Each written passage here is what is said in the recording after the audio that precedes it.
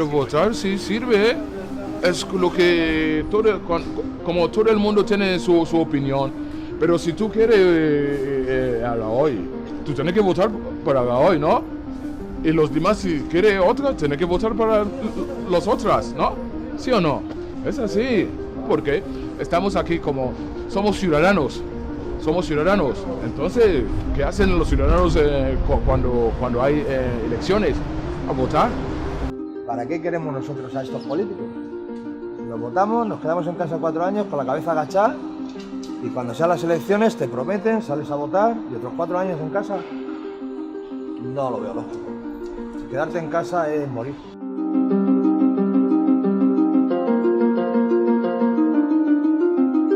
No creo que se esté pensando en qué hacer. O sea, y no es cuestión de cambio de política, porque yo no soy ni de derechas ni de izquierdas, o sea, yo soy de sentido común. Entonces, ahora que hay muchísima más información, que hay mucha gente que piensa, que ha estudiado, la mayoría de la gente ha estudiado, ¿no? Entonces, deberíamos pensar qué hacer.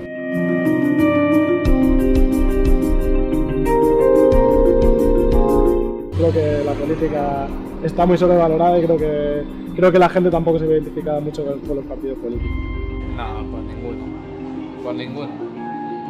Yo tengo mis ideales, creo en lo que creo y ya está. A lo mejor me represento un poco de esto, un poco del otro y un poco del otro. O en conjunto nunca me he sentido representado por nada.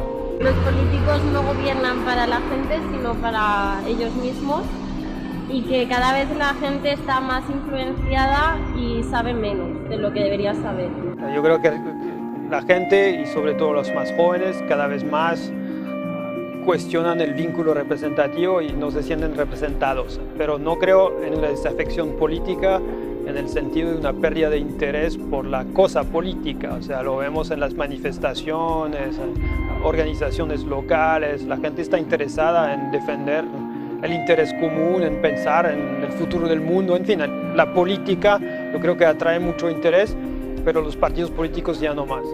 Yes, there is disaffection, there is no doubt about that. However, one has to differentiate. There are different degrees of disaffection, and one has immediately to ask, disaffection from what? From politics, from the democratic regime, from political parties, and so on. And if we distinguish between these different objects where disaffections emerge, I would immediately say at the beginning it is especially the traditional political parties. People are disaffected to a large extent. This is true. But on the other hand, most of these people who claim to be disaffected in all these surveys we have, they go to elections. And they very often vote for those parties where they claim to be disaffected. La FDA, por los partidos que había, los políticos que representaban, los trataban como, yo digo, imbéciles, tontos, normales. Claro, no lo era. Nunca la sociedad española ha tenido tanta educación, nunca la sociedad española ha estado con tanta posibilidad de tener información. Entonces, se ha dado cuenta de que, bueno, le habían mentido y por eso se ha desaceptado de la gente que le estaba diciendo, bueno, cuentos. Yo creo que más bien van a solucionar problemas cara a Europa, cara a dar una imagen limpia y de progreso económico en España, el paro está bajando, pero realmente los problemas sociales que vemos día a día no se solucionan, ni con unos partidos ni con otros. Yo creo que siguen estando y no creo que hoy en día haya ningún partido que busque solucionarlos realmente. Yo creo que interesa que esos problemas existan, para que sigamos confiando y buscando en ellos las soluciones.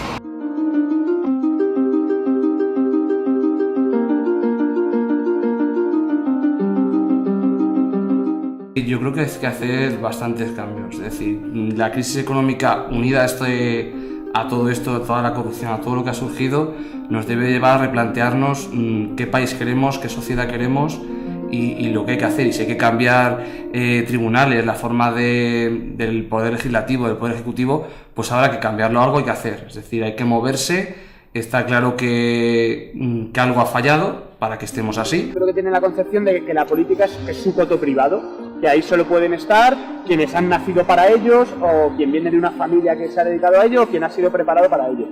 Yo creo que el 15M, Podemos, ahora Madrid, las candidaturas de Unidad Popular, lo que hacen es naturalizar la política y decir que política puede hacer cualquiera, que luego ya tendrán que venir los técnicos a poner, digamos, los detalles, pero que tan político puede ser una ama de casa o un jubilado que la persona que lleva 15 años militando en las juventudes de un partido y que luego es capaz de subir a la dirección de los partidos.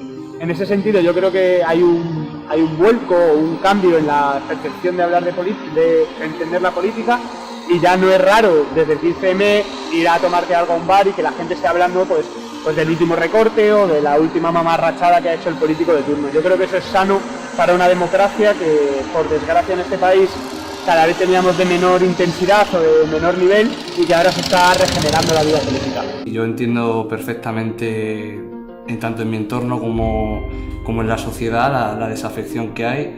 Yo mismo, en los casos, ya no solo que afecten a mi partido porque milito, sino al de otros partidos, no me alegro porque supone una muestra de nuestra sociedad, de cómo ha fallado algo para que haya corrupción y eso derive en que la gente no confíe o se eche en manos de opciones radicales o más populistas que puedan hacer peligrar la sociedad que tenemos actualmente. Escaso prestigio de los partidos políticos o incluso de los sindicatos, que se habla poco de ellos, pero los sindicatos, su prestigio es tan bajo prácticamente como el de los partidos políticos, sea un signo que preocupa. Pero es algo que afecta a una parte de la democracia nada más. Es indudable que sin partidos políticos no hay democracia, pero también es indudable que en cualquier democracia aparecen inmediatamente partidos políticos. De forma que no tenemos ninguna crisis de los partidos políticos como entidad, es decir, no hay ninguna alternativa a los partidos políticos, ¿no? Que los partidos agregan intereses de múltiples sectores de la sociedad. Entonces, si uno hace campaña por un solo tema, no vas a agregar intereses. Entonces, lo que hacen los partidos es agregar ese tipo de intereses. No. Ahora, sí debemos exigir una renovación de cómo se organizan esos partidos. Entonces, yo creo que vamos a entrar en un proceso de reimaginar cómo son los partidos políticos, pero no veo forma de reemplazarlos porque, como decía una de las ponentes, si no tenemos tiempo para leer periódicos, tampoco el ciudadano moderno va a estar todo el tiempo inmiscuido en toma de decisiones públicas. La vida moderna es también el gozo de lo privado. Entonces quiere decir que en esa división del trabajo alguien tiene que representarnos para tomar decisiones. Entonces, claro, lo que estamos representando es todo el tema de la representación. Diría que hay un nivel de heterogeneidad entre todos los países que desafían cualquier generalización, ¿no? Dicho eso, hay indicadores de creciente desafección que se manifiestan en distintos países de distintas formas, ¿no? Por ejemplo, ahora se ha revertido un poco la tendencia, pero hasta los inicios de los 2000, de los 70 al 2000, en Europa había muchos países que estaban adoleciendo de tasas de participación electoral cada vez más bajas, y fue muy sistemático, y mucha gente en su minuto estuvo diciendo que esto se está yendo por el tacho. Después, por ejemplo, todo lo que es identificación política también ha sufrido bastante, y eso es algo quizás más universal, salvo algunos países como Estados Unidos, que probablemente se relaciona con mucha polarización ideológica. La gente ya no se siente a los partidos como un referente identitario que puede decir yo soy del PSOE, yo soy del PP o etcétera. Lo que es interesante es ver cómo los nuevos partidos que van surgiendo, antes estábamos hablando arriba del Podemos, si ellos son capaces de generar estos como vínculos más afectivos con la ciudadanía, ¿no?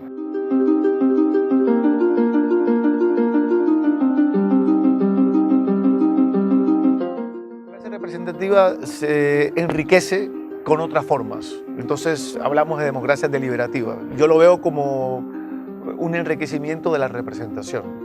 Hablamos de participación, pero ¿puede la democracia participativa reemplazar la representación? Lo dudo mucho. Me parece que una sociedad que está participando en política todo el tiempo es una señal de una sociedad con problemas. Entonces, la Alemania de los años 30, la gente participaba masivamente. ¿Por qué hay más participación en un país como Venezuela que en otros países de América Latina en los cuadros que vimos hoy? Porque es una sociedad que está en problemas de polarización. O sea, no necesariamente la enorme participación es un índice de una saludez democrática. En Suiza los niveles de participación electoral son bastante bajos. En los Estados Unidos han sido también tradicionalmente bastante bajos. Entonces, no quiero decir con ello que no sea bueno que haya participación, simplemente que me parece que se complementan. No lo veo como excluyente. No me parece a mí que la democracia participativa sea la exclusión de la representación. No, la sociedad está cambiando. O sea, a que se dé cuenta bien es que no, pues, estamos cambiando tú, yo, todo. O sea, quiero decir, la sociedad está en movimiento, está cambiando. ¿Y dónde nos va a llevar? Yo pienso que a mejor, no sé. O sea, cosas que no tienen que ver ni que son de un lado ni de otro, ni de izquierda ni de derecha, todo lo llevan a ese lado, y es que hay cosas que son del sentido común, o sea, no son de política. Yo muchas veces los oigo y digo, pero es que es de sentido común cosas, y que fueran más honrados, que a la gente nos cuesta mucho. Hoy están diciendo que el país va más que va bien, y nosotros los que estamos tratando con todo el mundo sabemos las dificultades, los sueldos tan bajos que hay, y pediría que se mezclaran más con la ciudadanía, porque no es muchas veces lo que ellos pretenden hacernos creer. Nosotros sí votamos, pero yo este año, la verdad, me he quedado decepcionada a quien he votado. Decepcionada. Pero si tú sabes lo que va a salir y lo que no va a salir, pero que cada uno vota al que le ha gustado. Me han decepcionado. Entonces, en las próximas elecciones, ¿qué hago? No voto. Pero es que ese voto lo va al que es ahora presidente. No seas tonta, ¿sabes? ¿Qué voto que no vas a votar tú? Que lo lleva el primero. Y si tú no estás a gusto de él, siguiéndose a él, ¿no? Pero Mili, que sí, pero vamos a ver, ya te estoy diciendo que no me gusta el Rajoy, pero es que los otros son peores. Hombre, algún día acertaremos, ¿no? Los otros son peores. Acertaremos con algo. Tú dime a mí, estaba la Esperanza Aguirre en la Comunidad de Madrid, se presentó para alcaldesa. Pues yo hubiera preferido que hubiera estado la Esperanza Aguirre a que esté esa señora de 70 años que no sé ni siquiera quién es. Las fuentes de desafección política son distintas en cada país, ¿no? O por lo menos uno puede quizás hacer conjunto de países, pero hay muchas distintas dinámicas de desafección. En ese contexto, a mí una cosa que yo diría que puede ser una receta y que yo no he visto muy tematizado es democratizar los partidos políticos. Que los partidos políticos, de alguna forma se habla que muchos partidos políticos se han desconectado de la ciudadanía, ¿no? Los partidos que hoy día están yéndole quizás un poco mejor son los partidos que justamente están estrechando sus redes hacia la ciudadanía. Entonces están formando, las candidaturas no se asignan por una cúpula partidaria, sino que hay primarias internas que eligen los candidatos, ¿no es cierto? Se toman en serio que hayan los estatutos, principios generales de los partidos estén continuamente siendo revisados y aprobados por las bases de los partidos. De alguna forma incorporar la ciudadanía. Ahora, suena como bien democracia digital, ¿no es cierto? Pero es un desafío tremendo, ¿no es cierto? Articular tantos intereses divergentes, tantas distintas opiniones, probablemente lleva a una fractura de un partido más que a su estabilidad en el tiempo. Entonces, quizás la receta es muy difícil, la receta que te planteo quizás es muy difícil de lograr. Yo creo que el voto sirve siempre, porque siempre que votas puedes quejarte y puedes hablar. Si no votas, pues no puedes, no tienes, bueno, derecho tienes a hablar, pero que no, desde mi punto de vista no es igual. Hay que votar para poder dar tu opinión, claro. Y simplemente que empatizaran con nuestra situación, porque a ellos les queda muy lejos en nuestro día a día. Nos queda muy lejos los recortes que estamos teniendo en educación, les queda muy lejos que cada vez menos personas podemos ir a la universidad y realmente no les importa. Entonces estaría bien que intentar convencerles de que no les vamos a morder, pero que tienen en su mano la ayuda que necesitamos nosotras. Hay gente que en toda la vida ellos van a robar. Hay algunos que nunca van a robar. Es así, somos diferentes. A veces se habla de una relación afectiva y otras veces cognitiva. Cognitiva quiere decir que uno desconfía porque analiza ciertas señales que hay en el contexto y con eso interpreta que la opción más racional es desconfiar. Y afectiva, algunos interpretan que por alguna emoción interna que no conviene confiar, por algún signo característica. Yo creo que sí existe, pero ha existido siempre. Muchos estudios e investigaciones prueban de que realmente no hay un aumento de la desconfianza, que es algo fluctuante. Si uno lo ve en largo plazo, no es algo que haya un descenso ahora. Puede haber un descenso, pero luego va a haber un ascenso. Es como algo muy fluctuante. Hay una tendencia global, eso se transmite por internet y todo eso, que realmente la cultura, creo que hay una cultura política viva, pero es más participativa, a la gente le interesa buscar cosas concretas y no confiar en un político, pero no hay una alternativa entre los dos. O sea, tenemos que tener a la vez gente comprometida con el bien común, el interés colectivo, y al mismo tiempo gente que se da cuenta de que pues, hay que mantener vivo la democracia representativa con partidos políticos. Entonces, y eso, claro que hay grandes diferencias entre los contextos, pero es una lucha que se debe dar tanto a nivel local como nacional y global. Para que haya una reconciliación entre la sociedad y los partidos tienen que querer gobernar al pueblo, no querer gobernarse y ganar más dinero y llevarse más dinero al bolsillo. Entonces, en el momento en que eso cambie, sí que empezarán a cambiar más las cosas, pero hasta que cambie, pues no sé. Se están quitando cabeza y eso quiere decir que se está actuando. No sé si de la forma que se tendría que actuar o no, ahí ya pues no entro, es muy diverso, ¿no? Pero sí se está actuando, creo yo. Quizás no con la dureza que tendría que actuarse, que es lo que creo que la gente pues cuestiona de alguna forma, pero sí se está actuando. I do think that we have a common set of challenges about globalization because that means that the state always has less authority to make decisions, and that always causes some disaffection. It's not all bad because globalization is also about diversity and movement and change and freedom, but it does pose a threat for all democracies. Yo percibo que los servicios a los que accedo como ciudadanía y que me provee el Estado son de baja calidad, o malos, o insuficientes, o no me afectan a mí, o solo afectan a algunos grupos y no a mí. Eso también puede de alguna manera afectar mi percepción hacia las instituciones y hacer que yo esté insatisfecha y esa insatisfacción me conduzca a una desconfianza. Yo creo que la democracia representativa tiene unas falencias que no son solamente de los años 70 en adelante. Es decir, porque realmente lo que primábamos eran mecanismos formales de representación. Eso se ha ido, diríamos, engrosando con otro tipo de instrumentos, mecanismos de participación ciudadana, ¿no? Mecanismos de control, por ejemplo, también ciudadano. Bueno, entonces todo eso efectivamente creo que perfecciona la democracia. Ahora, lo que sí que puede ser es que unas transformaciones, si vienen de la mano de estos sectores, impliquen también una transformación del modelo democrático y esa democracia representativa liberal termine siendo otra cosa. Entonces, lo que quiero decir con esto es que seguramente el continente, es decir, aquello que recoge todo esto, pueda seguir siendo más o menos lo mismo, pero el contenido va a ser muy distinto, sin ninguna duda.